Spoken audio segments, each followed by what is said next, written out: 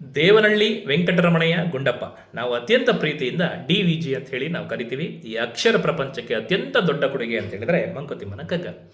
ಈ ಮಂಕುತಿಮ್ಮನ ಕಗ್ಗವನ್ನು ನಮ್ಮ ರಾಷ್ಟ್ರಕವಿ ಕುವೆಂಪುರವರು ಓದ್ತಾ ಒಂದು ಮಾತನ್ನು ಹೇಳ್ತಾರೆ. ಅವ್ರ ಭಾಷೆಯಲ್ಲಿ ಹೇಳ್ತಾರೆ ನೋಡಿ.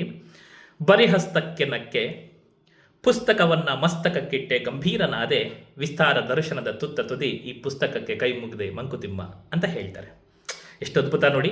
ಪುಸ್ತಕವನ್ನು ಮಸ್ತಕಕ್ಕಿಟ್ಟೆ, ಮಸ್ತಕ ಅಂದರೆ ನಮ್ಮ ತಲೆಗಿಟ್ಟೆ, ಗಂಭೀರನಾದೆ, ಈ ಪುಸ್ತಕವನ್ನು ಓದರೆ ವಿಸ್ತಾರದ ದರ್ಶನ ನಮಗೆ ಕಾಣಿಸುತ್ತೆ, ತುತ್ತ ತುದಿಗೆ ಹೋದೆ, ಈ ಪುಸ್ತಕಕ್ಕೆ ನಾನು ಕೈ ಮುಗಿದೆ ಮಂಕುತಿಮ್ಮ ಅಂತ ಹೇಳ್ತಾರೆ.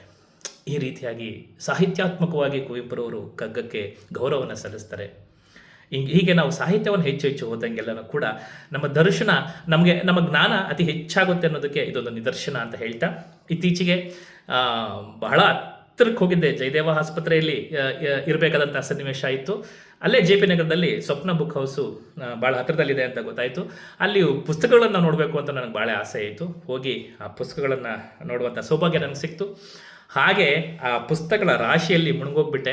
ನನಗೆ ತುಂಬ ಇಷ್ಟವಾದಂಥ ಒಂದಷ್ಟು ಪುಸ್ತಕಗಳನ್ನು ತಂದು ಓದಬೇಕು ಅಂತ ಅನ್ನಿಸ್ತು. ಓದಿ ಸಾಕಷ್ಟು ವಿಚಾರಗಳನ್ನ ನಿಮ್ಮೊಟ್ಟಿಗೆ ಹಂಚ್ಕೋಬೇಕು ಅಂತ ಅನ್ನಿಸ್ತು. ಸೊ ಒಟ್ಟು 1, 2, 3, 4, 5 ಪುಸ್ತಕಗಳನ್ನು ನಾನು ತೊಗೊಂಡು ಬಂದೆ. ಅದರಲ್ಲಿ ನನಗೆ ತುಂಬ ಇಷ್ಟವಾದಂತಹ ಪುಸ್ತಕ ಸ್ಫೂರ್ತಿ ಸೆಲೆ ಅಂಥೇಳಿ ವಿಶ್ವೇಶ್ವರ ಭಟ್ರು ಬರೆದಂತಹ ಒಂದು ಪುಸ್ತಕ. ವಿಶ್ವೇಶ್ವರ ಭಟ್ರು ವಿಜಯ ಕರ್ನಾಟಕದಲ್ಲಿ ಆಗ ಸಾಕಷ್ಟು ಲೇಖನಗಳನ್ನು ಬರಿತಾ ಇದ್ರು. ಅದಕ್ಕೆ ನಾನು ಅಭಿಮಾನಿನೂ ಕೂಡ ಹೌದು. ಭಾಳ ಚೆನ್ನಾಗಿದೆ ಅಂತ ಹೇಳ್ತಾ, ಇನ್ನೊಂದು ಮಾಸ್ಟರ್ ಯುವರ್ ಎಮೋಷನ್ಸ್ ಅಂಥೇಳಿ, ನಾವು ಬಹಳ ಸಂದರ್ಭದಲ್ಲಿ ನಮ್ಮ ಎಮೋಷನ್ಸ್ಗೆ, ಭಾವನೆಗಳಿಗೆ ದಾಸರಾಗ್ಬಿಡ್ತೀವಿ. ಆ ಎಮೋಷನ್ಸನ್ನು, ಭಾವನೆಗಳನ್ನು ಹೇಗೆಲ್ಲ ನಾವು ಹಿಡಿದಲ್ಲಿ ಇಟ್ಕೋಬೇಕು ಅನ್ನೋಕ್ಕೆ ಸಂಬಂಧಪಟ್ಟಂತೆ ಈ ಪುಸ್ತಕ ಅದ್ಭುತವಾಗಿದೆ.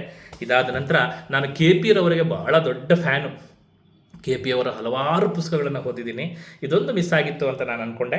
ಸೊ ಅದು ಜಾಲಹಳ್ಳಿಯ ಕುರುಕ ಅಂತ ಹೇಳಿ, ಈ ಹುಲಿ ಬೇಟೆಗೆ ಸಂಬಂಧಪಟ್ಟಂತೆ ಈ ಪುಸ್ತಕ ಭಾಳ ಚೆನ್ನಾಗಿದೆ. ಇದಾದ ನಂತರ 1962ರಲ್ಲಿ ಚೀನಾ ದೇಶ ನಮ್ಮ ದೇಶವನ್ನು ಹೀನಾಯವಾಗಿ ಸೋಲಿಸ್ತು. ಅದು ನಮಗೆ ಎಲ್ಲರಿಗೂ ಕೂಡ ಕಾಡುತ್ತೆ. ಅದಕ್ಕೆ ಸಂಬಂಧಪಟ್ಟಂತೆ ಜಾನ್ P. ಧಾಳವಿಯವರು ಬರೆದಂತಹ ಹಿಮಾಲಯನ್ ಬ್ಲೆಂಡರ್ ಅನ್ನುವಂಥ ಪುಸ್ತಕ, ಇದು ನನ್ನ ಹತ್ರ ಇತ್ತು. ಯಾರೋ ಸ್ನೇಹಿತರು ಇಸ್ಕೊಂಡೋಗಿ ಮತ್ತೆ ಕೊಡಲಿಲ್ಲ. ಇದು ನನ್ನ ಹತ್ರ ಇರಬೇಕು ಅಂತ ಮತ್ತೆ ತೊಗೊಂಡು ಬಂದೆ. ಇದಾದ ನಂತರ ಈ ತಪ್ಪು ನೀವು ಮಾಡಬೇಡಿ ಅಂತ ಹೇಳಿ, ಭಾಳ ಅದ್ಭುತವಾಗಿದೆ. ನೆಮ್ಮದಿಯ ಬದುಕಿಗೆ 66 ಅಂತ ಹೇಳಿ ಈ ಪುಸ್ತಕನ ಕೂಡ ತೊಗೊಂಡು ಬಂದೆ. ಪುಸ್ತಕಗಳನ್ನು ಕೊಂಡ್ಕೊಳ್ಳೋದು ನನಗೆ ತುಂಬ ಇಷ್ಟವಾದಂತಹ ಒಂದು ಹವ್ಯಾಸ.